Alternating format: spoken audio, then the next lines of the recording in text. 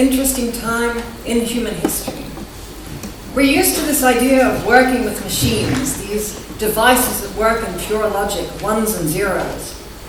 And yet we're moving into something different, a way of interacting with machines, which is much more freeform, much more creative, almost intuitive. Machines are starting to understand the world in new ways. Why is this happening now? Why are we seeing these developments today and not 20 years ago, or 20 years into our future? Strangely enough, a little bit of it begins with the gaming consoles in the mid to late 1990s, or PlayStations and such. We started to roam around these 3D worlds, and engineers started to work very hard on making graphical processing units that could do very complex geometry tasks. To do so, they created forms of parallel computing, splitting a problem up into little pieces, developing them individually, and then putting the whole together again. Funnily enough, this form of parallel computation is incredibly useful for machine intelligence and for other things like blockchain, cryptocurrency mining. Of course, we don't just have GPUs in our laptops and our gaming consoles anymore. We have them today within our smartphones. They're getting incredibly small, incredibly powerful, and they use very little energy. There's been a 25 times increase in performance over the last 5 years, which beats Moore's law by about 5 or 6 times. Computation doesn't look like this anymore. Some server farm somewhere distantly far away, chugging on some information. It is small, sometimes very small, perhaps the size of a grain of salt. This is a device made by IBM, which is powered purely by photovoltaics. And so you can stick them inside the walls, if you like. And it's very cheap, it's only 11 cents in cost. This is the future of computation. The most powerful supercomputer on the planet today isn't owned by the Russians or the Chinese or anyone else, it's owned by us. There's more power in the Bitcoin hashing network than the top 500 supercomputers on this planet combined, times 1,000. It is a vast pool of computation. It's so powerful we could emulate the human brain with it today, if we knew how to do that. Some of the brightest minds in the world today are working on just that question. But information is more than just processing. A very smart brain still requires experiences to work with.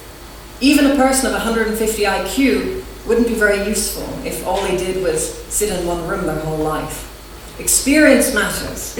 And in machine intelligence terms, we call these experiences data sets. Believe it or not, many of the algorithms that you use today to talk to Siri or Alexa, for example, were developed maybe 30 or 35 years ago. And for a long time they sat on the shelf gathering dust unused. And it's only once data became available that these things got deployed. Data really matters for these algorithms. The really cool thing is we have a lot of data. From the dawn of human history, 10,000 years ago, up to the present, up to the year 2000 or so, I should say, our global civilization created about 5 billion gigabytes of information, 5 exabytes. And yet, thanks to the power of the internet, machines processing and sharing information, we were doubling that same amount every 10 hours by the year 2010. And now we're doubling it roughly every 60 seconds. We are drowning in data. And it's a very good thing because we can turn this data into data sets on just about anything you can imagine: faces, medical information, traffic signs. All of this information is teaching machines about our world. Today, just about any task that a human brain does in 1 second or less can now be replicated by machines. What kind of things do our brains do in 1 second or less? We might recognize a person, transcribe between text and speech or between languages. We might make an aesthetic judgment of something, whether it is beautiful or interesting. And if we take that 1 second moment and we put it in a string, we can do things like pilot a vehicle, or make a prediction about what is going to happen next. In all of these areas, machines are in many ways becoming superhuman. In the 19th century, we harnessed fossil fuels for motive power, and we used them to cross the continents and the great oceans. Then later we figured out we could put some copper wire around these things and generate electricity. And we used it for lighting and for keeping us warm and cool. And eventually we started to figure out we could do things like manipulate radio waves and magnetism with it as well. Today in our time, this intuitive form of intelligence is emerging as a utility that we can tap into at will and apply it to just about any problem or any sector of our society.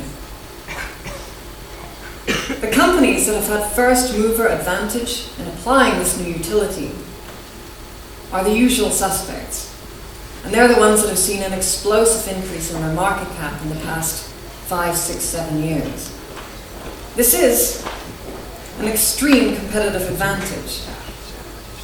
In many ways, machine intelligence is almost like a genie that we can ask to solve any problem. I'm sure you're aware of this thought experiment of monkeys on typewriters.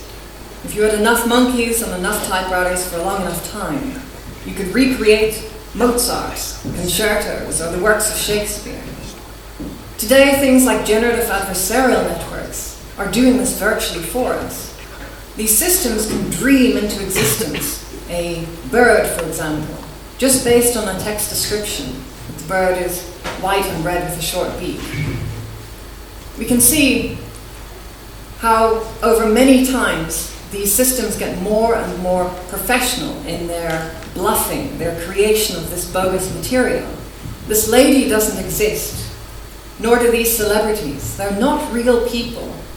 But gosh, aren't they uncanny? Today, we can do things like transfer aesthetics from one thing onto another.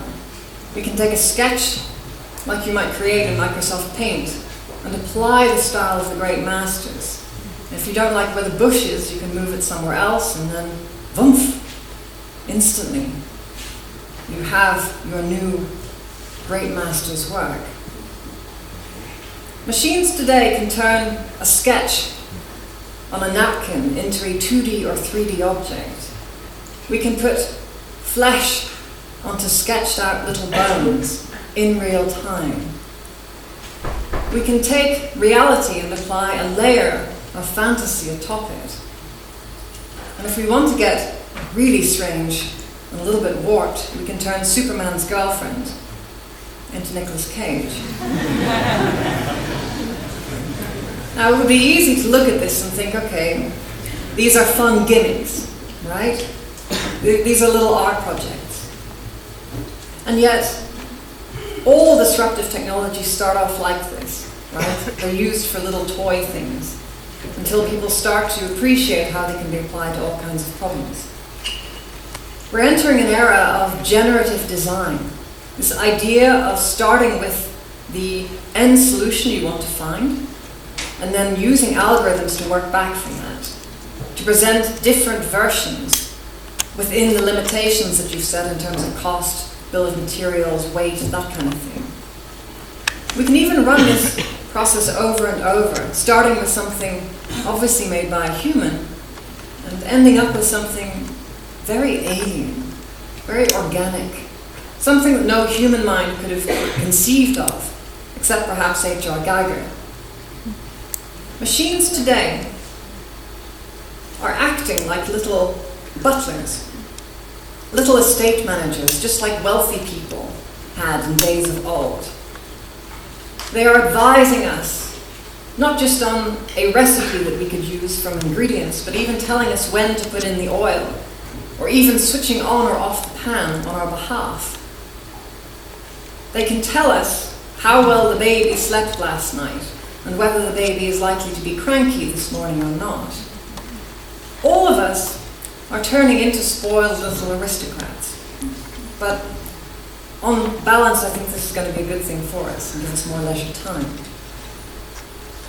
Today, we are beginning to operate with little machines where we press a single button or give a simple voice command, and 1,000 algorithms spring into action, helping us to find just the right product and deliver it in just the right way with very complex logistics. For a long time, people prophesied that one day your fridge would talk to your toaster. And yet, thanks to these machine intelligence layers, finally this is starting to happen. But if we are to enjoy this, we have to be mindful of security, don't we? There are examples of hotels that have been shut down, all the electronic locks forced shut because of hackers demanding bitcoins, for example. If we are to enjoy the benefit of machine intelligence, we have to marry it with trust. That is an essential ingredient. I would define trust as consistency over time, where we have data sets that are more or less similar over time. That typically engenders trust. And trust is the most important predictive factor of whether a society is likely to be happy or not. Even when you control for things like GDP, if you believe that your neighbor has your best interests in their heart, all things being equal, you will be happy. We live in a very high trust society here in the Netherlands. I'd like to keep it that way. Trust is essential for societal complexity. When you have trust, coordination becomes so much easier, and you can move to a higher state of complexity. When trust fails, complexity goes with it. And we have to step down in complexity to something more simple and less efficient. In the past few years, we've started to see the emergence of new trust-building technologies, such as blockchain. And these operate in a radically new way, a decentralized way, where there's no need for a trusted authority or a coercive monopoly of force. This decentralization is moving also into the machine intelligence space. Over the next 2 to 3 years, about 2 billion people are coming online for the first time. Most of them with cheap little smartphones, 15 euros or so. But embedded within each of these is, of course, a very powerful GPU. And it's funny that we still call them GPUs, but really they're more intelligence generation devices. Today there are tribes in the Amazon rainforest who experience terrible illegal logging. They are very vulnerable communities. And yet by attaching cheap smartphones to solar panels and throwing them up in trees, they're able to listen for the sounds of illegal logging and protect their communities. These systems can listen for the sounds of crime, breaking glass, fights breaking out, or listen to the sound of water, how it moves through pipes to detect where leaks are. And in many parts of the world, 30 or 40% of the water ends up being wasted because of these leaks. So machine intelligence is also a way for us to do more with less. But if machine intelligence is moving into these very small devices, they're very small enough that they can fly. If you think about it, a drone is just a flying smartphone. The technology is virtually the same. And so today we have these autonomous drones that can fly themselves through dense environments such as forest or urban zones. This means that we can deploy fleets of mine-clearing craft to take back these zones on the planet where people cannot live or farm anymore, or to take essential cargo in areas where there is no infrastructure. But there's also a flip side. If you can have a fleet of autonomous vehicles, then you can deploy all kinds of terror as well.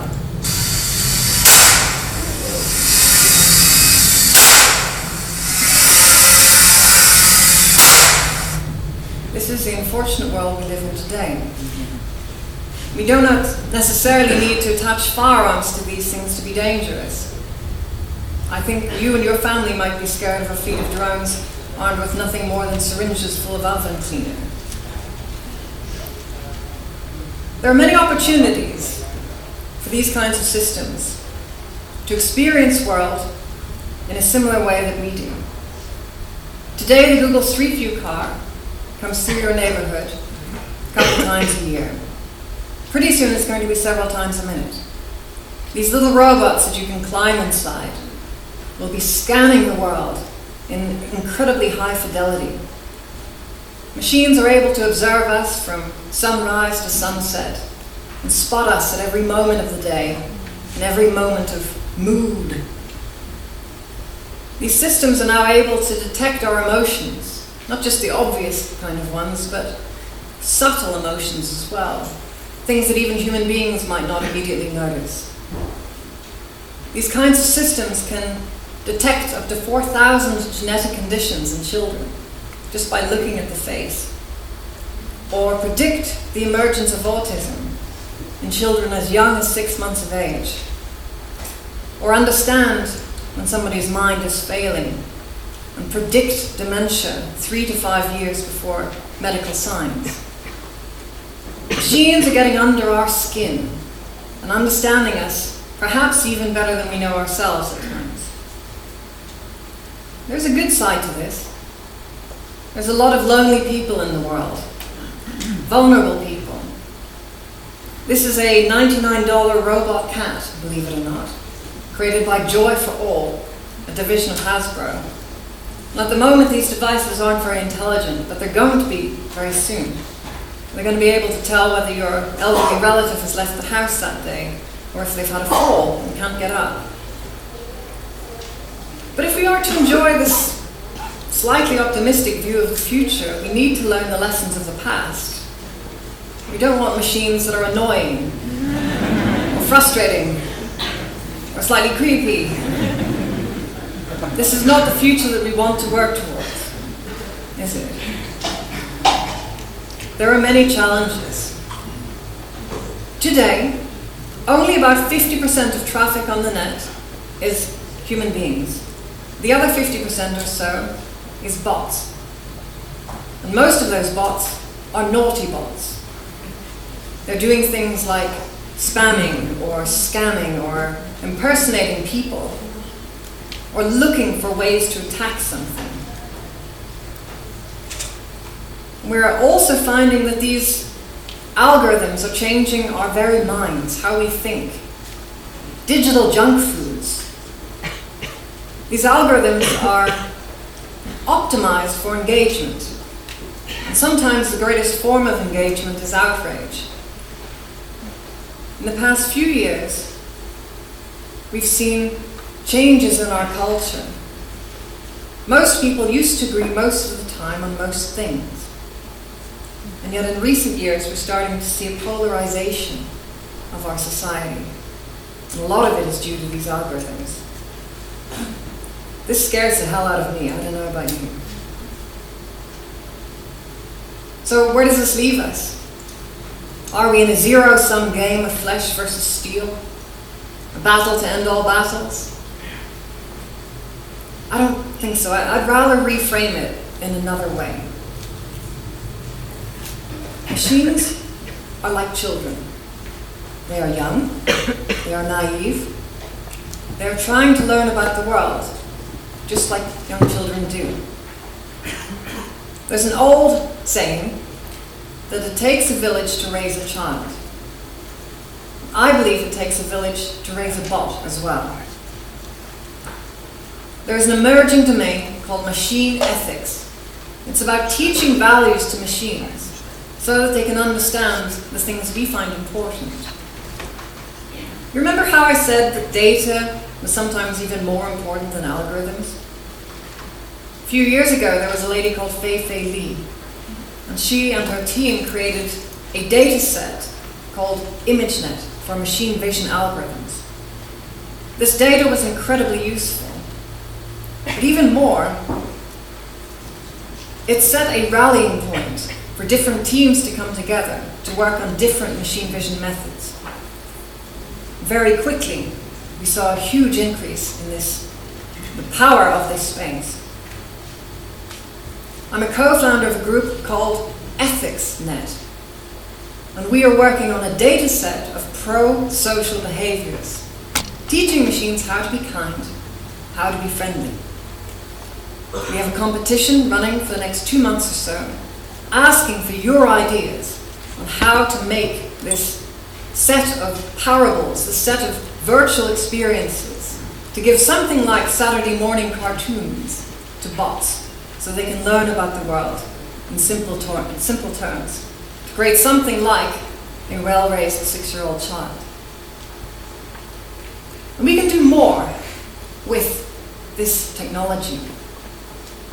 I find it a strange paradox that we live in a world with so much abundance, and yet people are sad and disheartened and disconnected, more so than ever. The suicide rate keeps increasing.